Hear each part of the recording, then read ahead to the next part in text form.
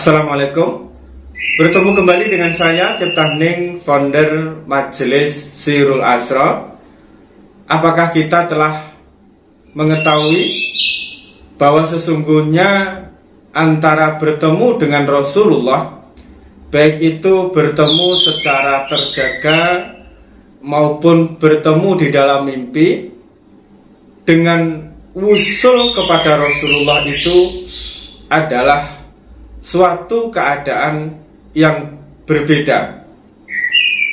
Seseorang yang bertemu dengan Rasulullah, baik yang di dalam keadaan terjaga maupun yang berada di dalam mimpi, itu belum tentu seseorang itu usul kepada Rasulullah. Dan seseorang yang usul kepada Rasulullah sudah tentu dia bertemu dengan Rasulullah Shallallahu Alaihi Wasallam.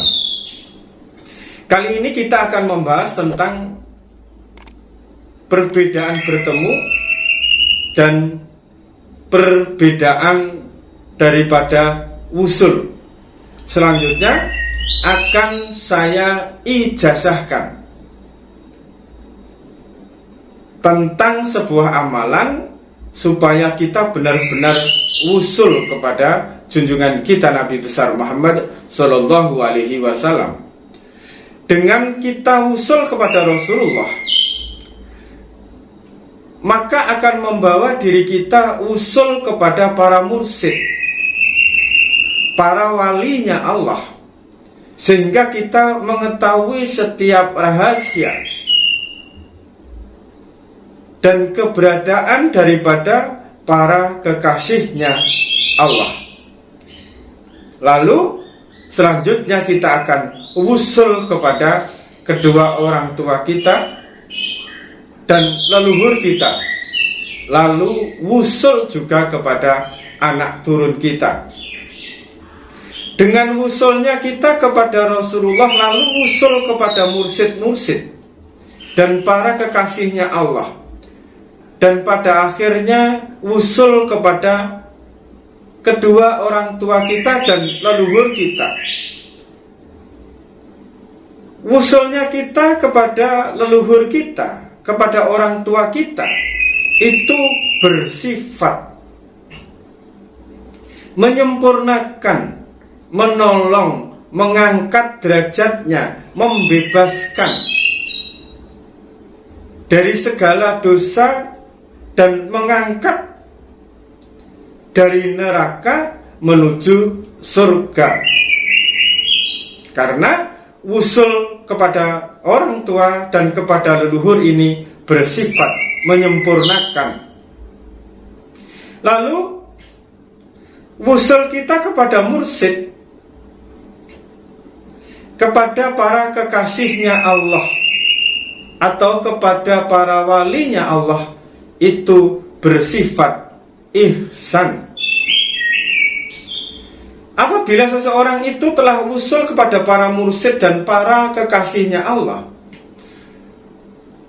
maka seseorang tersebut bisa mengakses rahasia, mengakses sir, mengakses energi para walinya Allah untuk dipergunakan sebagai rahmatan lil alamin. Usul kepada para mursyid ini bersifat ihsan, yaitu diri kita mampu mengakses rahasia, energi pribadi, sir dan zauq beliau, para kekasihnya Allah ini, untuk kita pergunakan demi kemaslahatan umat, demi penjagaan dan pemeliharaan semesta ini. Kita bisa menyembuhkan orang, kita bisa menolak santet, meskipun di dalam penyembuhan dan kita menolak santet ini adalah level paling bawah. Meski demikian, kita bisa mempergunakan energi ihsan ini dengan mengihsankan para mursyid, para kekasih Allah di dalam praktek kehidupan kita, tergantung apa yang kita hadapi dan apa yang akan kita lakukan. Dan selanjutnya usul kepada Rasulullah adalah bagaimana kita mampu mengakses pribadi junjungan kita Nabi besar Muhammad SAW, baik yang zahir maupun yang batin di dalam diri kita. Usul kepada Rasulullah adalah terlahirnya kembali lahir batin daripada Rasulullah di dalam lahir batin kita, sehingga kita mampu melahirkan perbuatan yang lahir dan perbuatan yang batin daripada Rasulullah di dalam kehidupan kita. Tidak hanya itu, hal-hal yang dikaruniakan oleh Allah kepada Rasulullah, termasuk pribadi yang telah diampuni dari segala kesalahan, dari segala kekilafan, baik itu yang telah dilakukan maupun yang belum dilakukan, itu pun dikaruniakan kepada diri kita.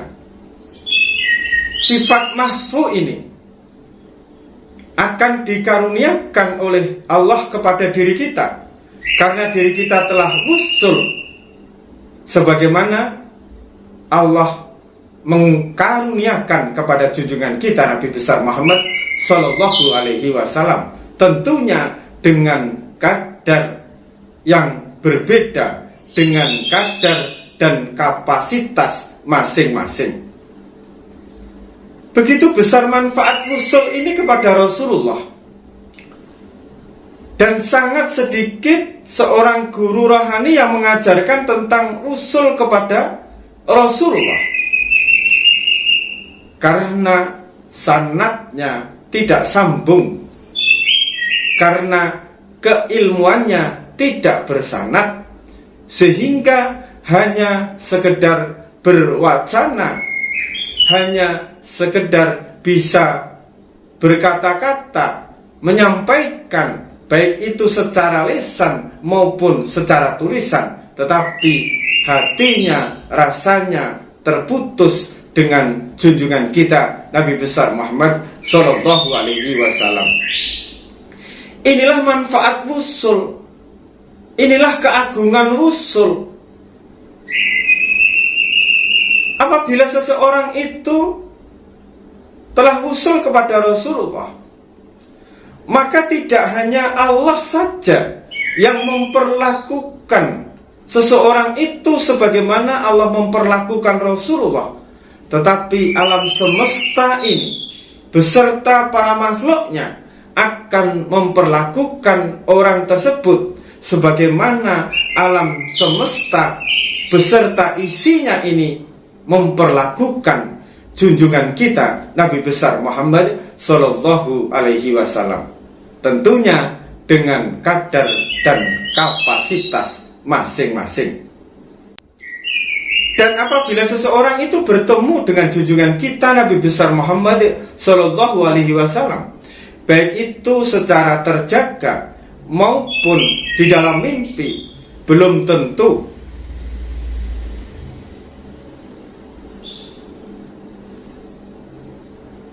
pribadi Rasulullah, baik itu yang zahir maupun yang batin, bisa lahir di dalam diri seseorang tersebut, sehingga belum tentu kelakuan, sifat, perangai Rasulullah itu hadir atau terbit dari diri seseorang tersebut.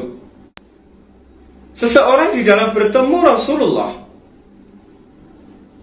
itu jauh lebih mudah, bisa melalui sholawat,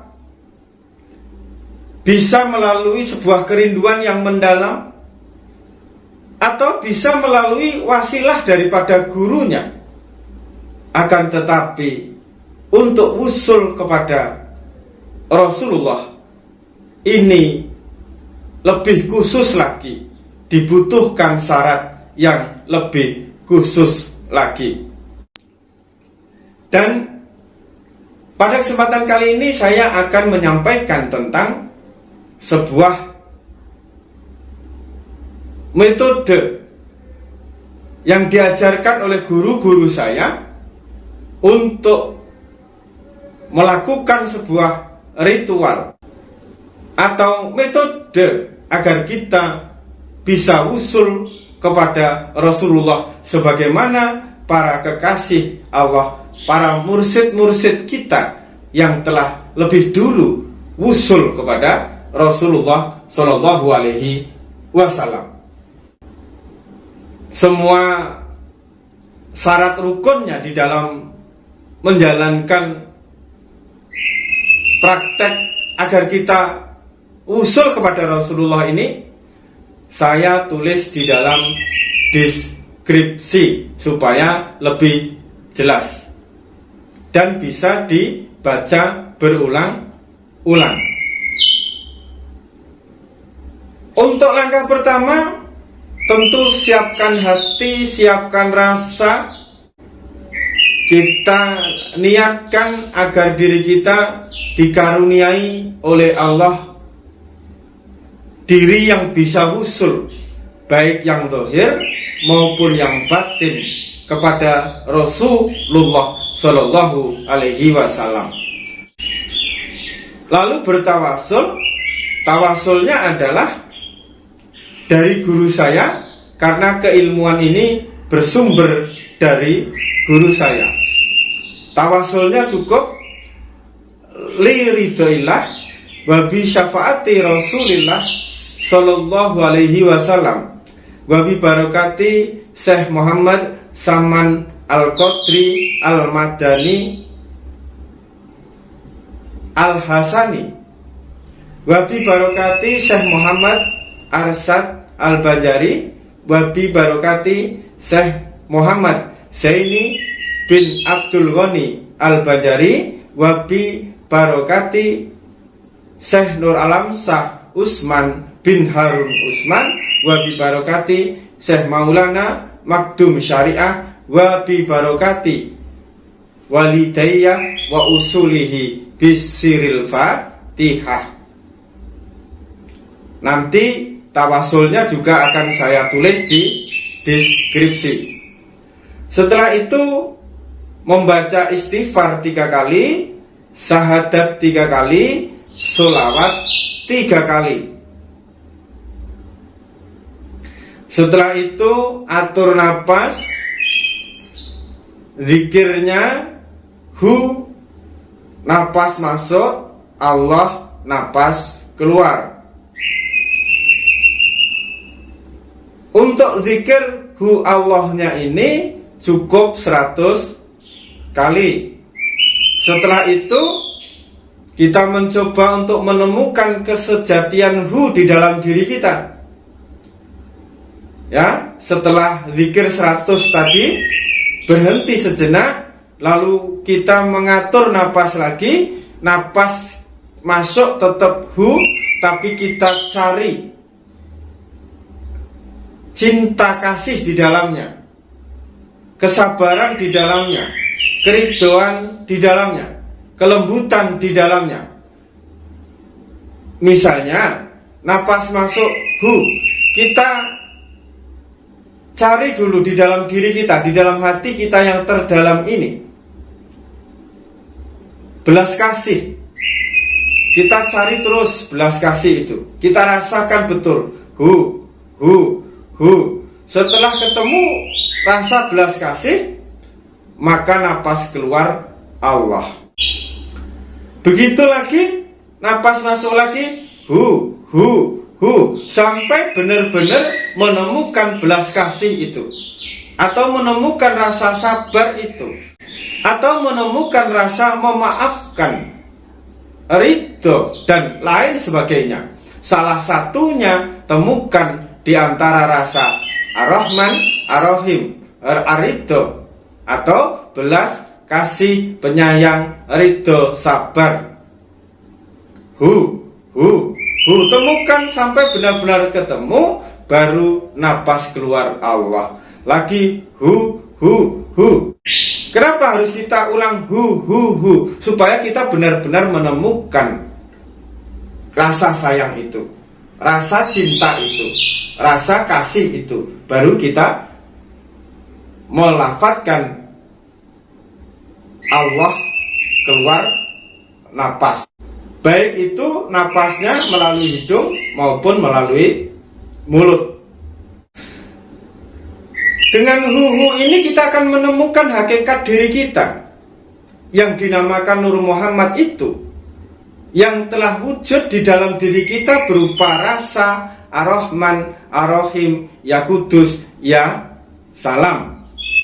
Nah, setelah kita mentafakuri tentang hu Allah tadi, dan kita telah menemukan napas masuk hu dengan Ar-Rahman, Ar-Rahim, atau kesabaran atau rasa syukur, dan rasa-rasa yang indah yang lainnya. Lalu setelah nyaman, setelah kita rileks, barulah kita membaca sholawat diri. Sholawat diri yang pertama, Sallallahu ala Muhammad, Wallahu ahad. Sallallahu ala Muhammad, Wallahu ahad. Sallallahu ala Muhammad, Wallahu ahad. Sebanyak 33 kali dijaharkan. Selanjutnya setelah selesai, lalu sholawat selanjutnya, Sallallahu ala Muhammad, Wallahu akbar. Sallallahu ala Muhammad, Wallahu akbar. Sallallahu ala Muhammad, Wallahu akbar. 33 kali dijaharkan. Selanjutnya yang ketiga adalah Sallallahu ala Muhammad, Wallahul Malikul Kudus. Sallallahu ala Muhammad, Wallahul Malikul Kudus. Sallallahu ala Muhammad, Wallahul Malikul Kudus. 33 kali dijaharkan. Lalu ditutup dengan Sallallahu ala Muhammad, Wallahul Malikul Kudus. Salamun Mu'minul Muhaiminul Azizul Jabarul Mutakabbir. Dijaharkan, tapi dibaca sebagai penutup cukup 1 kali. Setelah itu rileks dan santai senyaman-nyamannya, sambil bertafakur betapa besar